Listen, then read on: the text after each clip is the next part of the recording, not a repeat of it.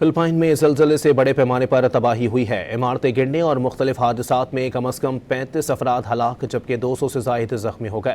Philippine के इलाके मंडानाओ में ज़लज़ले की शिद्दत 7.8 रिकॉर्ड की गई।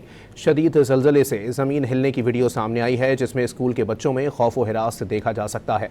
टीचर बच्चों को पकड़कर उन्हें संभालती रही। ज़लज़ले के नतीजे में कई इमारतें भी मुनहदिम हो गईं।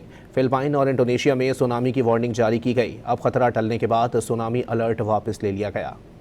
फिलिपाइन में ज़लज़ले से बड़े पैमाने पर तबाही हुई है। इमारतें गिरने और मुख्तलिफ हादसात में कम अज़ कम 35 अफराद हलाक जबकि 200 से ज़ायद ज़ख्मी हो गए। फिलिपाइन के इलाके मंडानाओ में ज़लज़ले की शिद्दत 7.8 रिकॉर्ड की गई। शदीद ज़लज़ले से ज़मीन हिलने की वीडियो सामने आई है जिसमें स्कूल के बच्चों में खौफ व हिरास देखा जा सकता है। टीचर बच्चों को पकड़कर उन्हें संभालती रही। ज़लज़ले के नतीजे में कई इमारतें भी मुनहदिम हो गईं। फिलिपाइन और इंडोनेशिया में सुनामी की वार्निंग जारी की गई। अब खतरा टलने के बाद सुनामी अलर्ट वापस ले लिया गया।